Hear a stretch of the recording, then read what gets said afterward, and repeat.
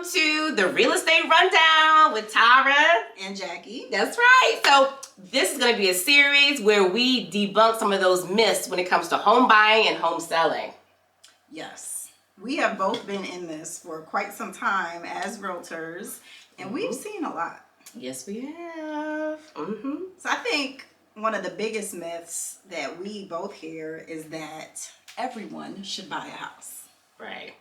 Should everybody buy a house? No. Is everybody ready to buy a house? No. It's kind of one of those go to college, there's all these things that we're taught that we should do. Right. And it's not right. So today we're going to focus on 3 things specifically. Number 1, asking yourself 3 questions on whether you really should buy a house. Right. So those questions are, what is your timeline? What are the resources that you have? And last but not least, what is your mindset? That's right. Because a poverty mindset can really hurt your home buying or selling journey. Yes, it can. You gotta have the right mindset. Okay, so let's start off by talking about the timeline. Okay. Sometimes I will talk to someone and they're like, oh, you know, we're both here in Richmond, Central Virginia, and some people say, oh, I'm going to be in the area for a month, so I'll buy a house. Right. Do you think that if you're going to be in an area short term, you should buy a house? No, I don't think so.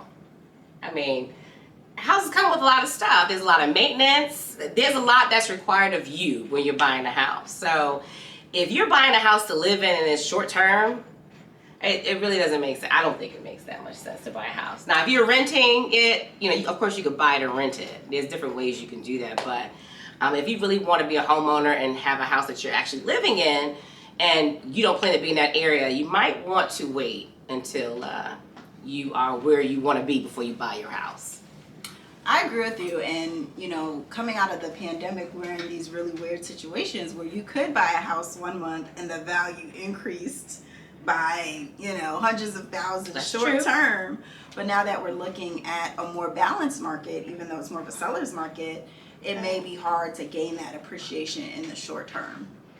I'd also add that buying a house, it's a large starting cost. So if it's short term, you've just invested all these resources, and then if you have to move, I agree, it just doesn't really make sense. Right. But you'll be hearing lots of people say, oh, you should buy a house here, you should buy a house there. And then what's happening is people don't realize, you have to maintain that house. You have to pay taxes on that house. Even if you're renting it out, there's still responsibilities that come with that house. So, yeah, definitely I would just wait until you're where you want to be before you decide you want to buy a house. And sometimes it's hard to know where you want to be. That's right. Yeah. Whether it's the same city or same state. So sometimes renting to know, okay, I like Carytown. I like, that's right. Verina. Yeah. All these different areas provide a different experience. So knowing that. And sometimes people ask me, and it's like, I can't talk for somebody, as realtors, we can't really tell you where you should be. Right. Because it's such a personal thing that, Yeah. I like asking people about supermarkets. Oh, geez. I want to know where the closest Target is. That's my whole thing. It's like, look, it's Target. How far is the Target from here? That's where I know I need to be living, where I can get to a Target and it don't take me a long time to get there. I'm not familiar with Target. I know Target, but I don't know Target. But I agree with you. Like being close to a Target or Target will impact my life greatly. So these are the things to consider. That's right. Yeah.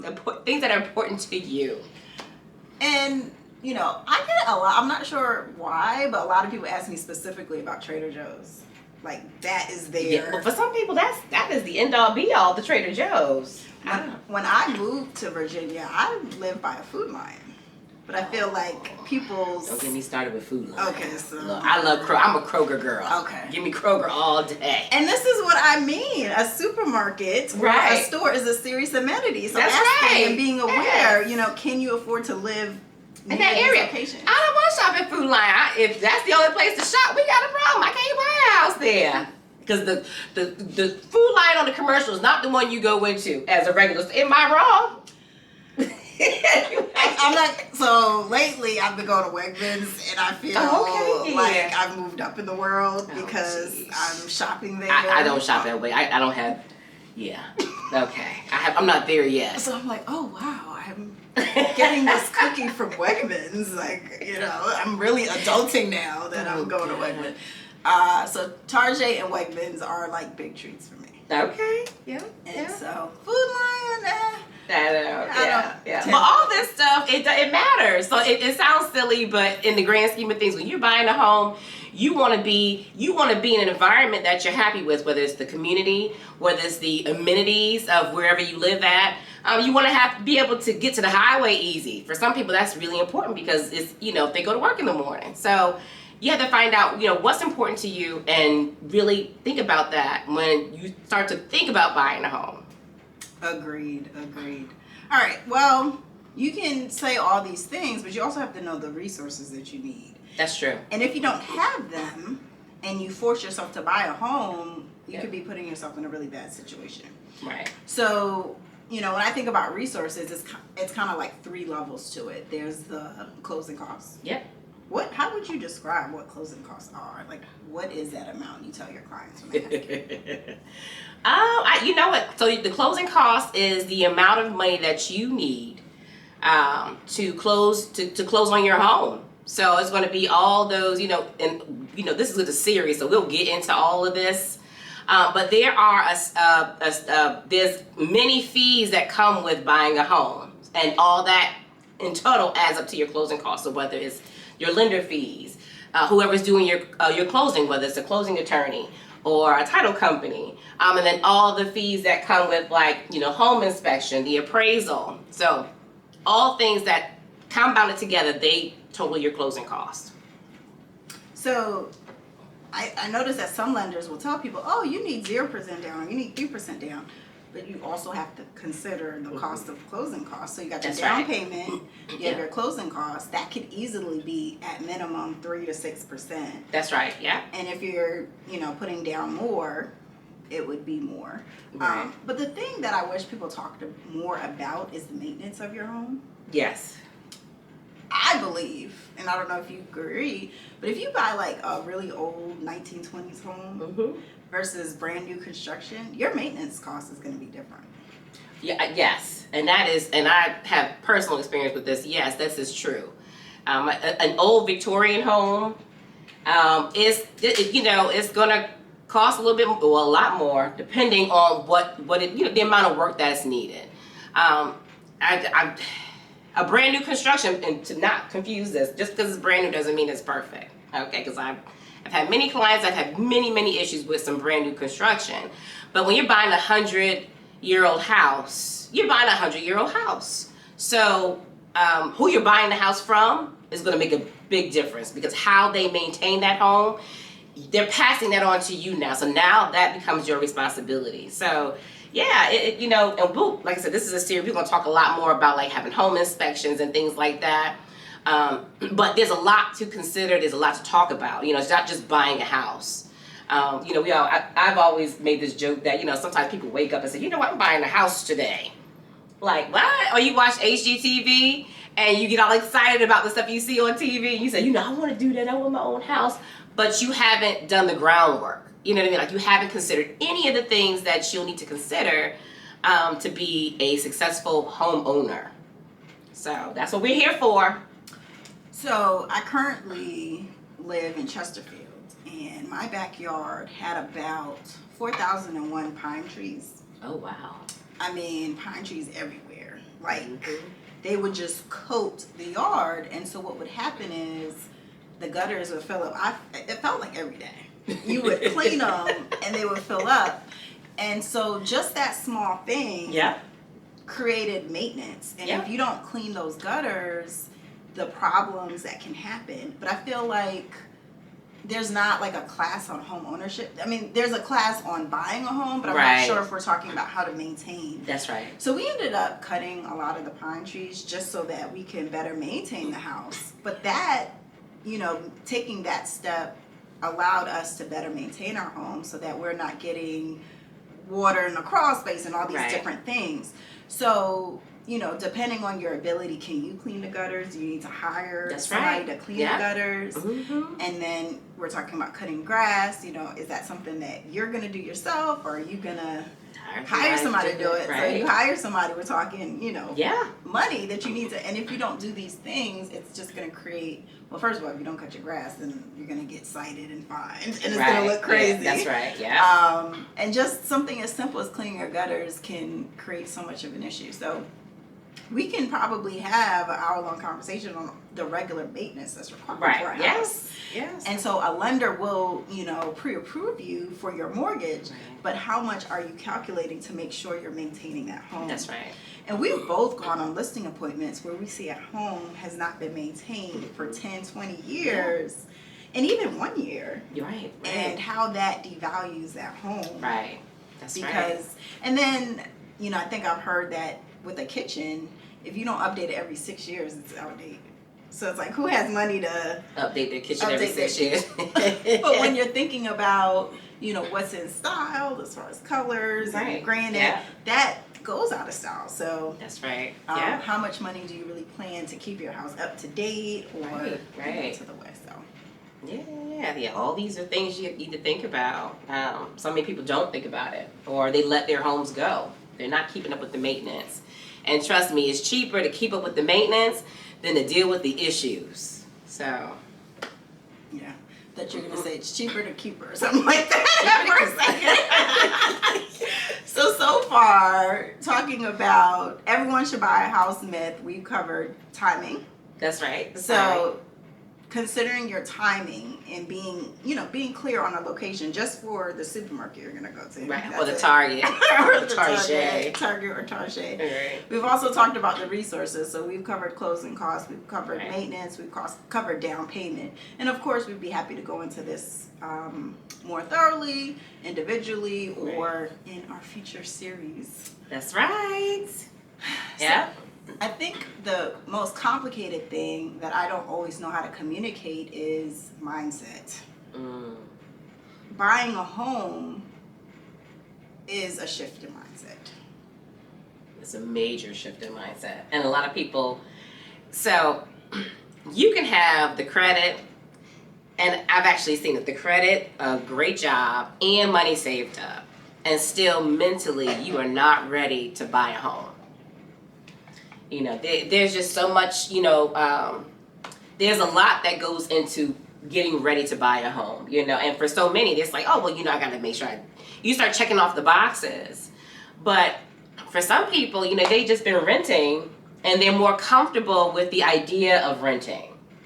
So, and even though I've always said, your rent can go up, like, legally, especially in the state of Virginia, these landlords can charge what they want to. It's not illegal. So, your rent could be one thing this year and go up another $200, next, lease period. And it's like, well, could you afford that? But people are comfortable with going to the rental office and signing the paperwork. They're comfortable with all that entails because they know it, versus actually buying a home, having a mortgage where, your mortgage payment is not going to change for the next 30 years or 15 years, whichever, program you're in. But the only thing that would change that would be your taxes and insurance, and so versus being in a place where you're paying, I don't know, $2,000 for an apartment, it's not even yours. So it's definitely a different mindset. Some people just are not comfortable. They hear, everybody saying that we should be buying houses. And they really don't understand that, it's not just getting ready, financially. It's actually, being mentally ready to buy a house. Being not even a maturity thing. Well, maybe it is a maturity thing. I think it's an honesty thing, right? So honesty thing. I like that. Honesty with, like, yourself. So I don't want to cut grass. Like. Right. And so am I in a position where I can afford to pay somebody to cut grass? Or am I going to get a townhome? So just having that awareness about, honestly, what I'm going to do, what am I going to spend my Saturday mornings will do, is a mindset shift. Right, yeah. And so if I decide, as a person that doesn't want to cut grass, to buy a house in Verina with 2 acres, right, there's something, I'm not being honest with myself and what's a good fit for me. Right. I really love following Ramit Sethi, and he wrote the book I Will Teach You How to Be Rich, and he is a big person that's against buying a house in a lot of situations. Partly it's because he lives in New York. So, Okay. you know, his opinion is living in New York, to be able to afford a house, he can invest that money in other places, and he can have a really nice apartment in a neighborhood that he, you know, wants and can afford. When we look at Central Virginia, we're a lot more affordable, but I think the principle remains. You know, if you have children in school and you want them to be in a certain public school, Right. but you may not be able to afford or be comfortable with that down payment, does it make more sense to rent, you know, to be in a certain neighborhood? Obviously, always renting, always buying can be a good long-term investment if you're being honest on what you really need. And sometimes we can't afford what we really need. Right. And it's okay. Right. And that's okay. And that's another thing too. You know, some people will get turned off because they say, well, you know, I can't afford what I want right now. And I've had clients where they're paying $2,500 in a rent payment, but when they apply for a mortgage, they were approved for a lot less. So, you know, the $2,500 house might get $2,500 mortgage payment may get you a $300,000 house, and the lender's telling you, you only can afford a $200,000 house or a $180,000 house. I hope you're not saying that. But it bothers them. Yeah, that's a really good point, and it's a hard, uncomfortable situation to be in because you feel like you can afford more. And Yeah. But I always tell them, I say, look, you know, we all have to start somewhere. Okay. And think about it, when you're talking to your lender, it's a lot more involved than when you just went to the rental office and applied, and they, you know, they're calling through your taxes, you know, not just your credit. You know, they want, employment verification and all this. They go to these extra steps that a rental office or your landlord, you know, might not go through. Just to make sure that, you know, they're forking over all this money for you, that you won't foreclose on the property. They want your firstborn child as far as information is involved. I did write a post not too long ago. It's like why you should settle. Sometimes when you buy your first house, you have to settle a little bit. Yeah. But the great thing is that when you're ready to move up, you can use that equity to buy. So sometimes saying, okay, I need to start with a $200,000 house is okay because that house will be worth more and you can sell it and That's right. Right. You get in where you fit in. And that's it. And you can have the cute, and you know, with your first house, this is not your forever home for most people. It is not their forever home. It's your first step. You know, you can buy you and make it your own, the cutest little, you know, bungalow or rancher or whatever. And I've had clients, and I've actually had a client recently do this, where they bought this cute little rancher in the East End Henrico. You know, it was not their forever place, but they ended up building a house out in Verina, and it's a $400,000 house. So they started, you know, in one place. They got in where they could get in. You know, the neighborhood was a nice neighborhood for them. And then they moved up. You know, things change, job situations change, you know. So I'm definitely getting where you fit in. And the prices of houses aren't going down. They're going up. So think of buying a house as like a forced piggy bank. You know, you will gain equity. You know, that equity will be there. Some people call it house hacking, and it's, you know, moving into a house with the intent of it being a rental property, like, you know, that couple that you described, and you can hold on to it and rent it out, get some income, or sell it and use the equity to buy your new home. So it's nice to have those options versus if you rent it all that time, there is no equity to be found. That's right. That's right.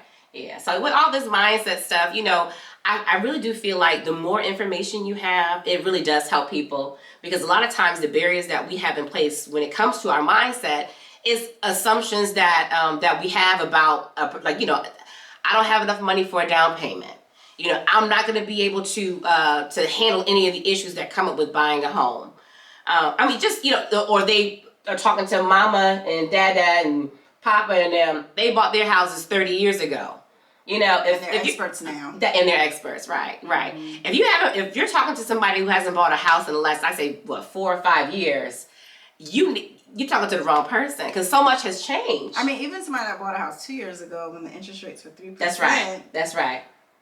There's so much shifts, and we do it every day, so Yeah, we can provide yeah. a great perspective. And I think the value of realtors is not just what we do, but it's who we know Right. to help connect people to find the solutions to the issues they're That's having. right. Yeah. So when it comes to this mindset, sometimes people hear from a lender, no, Mm-hmm. and we try to convince them, not right now. That's right. That's And right. so just because you're told no, it just means not right now. And there are steps that you can take. So if that means you have to rent for a little bit longer. That's right. Or yeah. do, a credit repair program, there's things you can do. Right. But not having that growth mindset Yes. around not right now, I'm going to make this happen, will catapult your home buying dreams, especially because it's so competitive. Right. Yeah. If you submit an offer on a home, you may not get it. Right. Absolutely. That just means not right now. That's right. Not right now. And most of the time, if you're working with the right people, they will help you come up with a comprehensive plan so that the not right now means okay, you know exactly what it is that you need to be doing and how long it's going to take you to get there. And that's the key. Once you have a goal, now you got to do A, B, C, and D. If I do A, B, C, and D, I can, go looking for a house in the next 6 months or next year, But got to have a plan. I guess I look at it as like we're coaches in a way to help people obtain a goal. There you we're go. coaching them through the process. That's right. Yeah. Yeah. We're going to pump it up, coaches. Keep you going. I know. Like, you can do it. That's right. Yeah. If it's in your mind, if it's in your heart to buy a home, you can do it. There is a way to do it, and you just need to talk to the right people, and to just set you on that, get you a plan. You need a plan of action to set things in motion for you. But a lot of it comes with information, and not being afraid to talk to people and to get more information. And although Richmond has gone up a lot in price, we still have very affordable housing. We do. So yes. if you were in New York or DC. Right. Your home ownership goals would be so much harder. Yes. Yeah. But it's attainable here. It definitely is attainable. It's very attainable. Yeah. And that's one of the reasons why I love being here, to help people do that. Yeah. So we're here to debunk a lot of myths because we've seen these real estate myths stop people from moving forward, and we are all about solutions. And we want people to, ask the questions. We want to bring up the different topics and just keep people moving forward, keep them excited about home buying, home selling, real estate investing, just, whatever, because now, real estate is the hot topic now. Yeah. So we want to keep you, we want to be your resource. And we love to promote multi-generational wealth. Mm-hmm. You have the right strategy, it can affect your family for generations. That's right. And that's what it's all about. Yeah. Well, I really enjoyed talking with you. Oh, I enjoyed talking Debunking with you myths. too. I can't wait to do the next one. Yes, this is going to be fun. This is going to be so fun. Well, cheers to our coffee. Yes. Cheers. All right. Tune back in later. Yes. Bye-bye.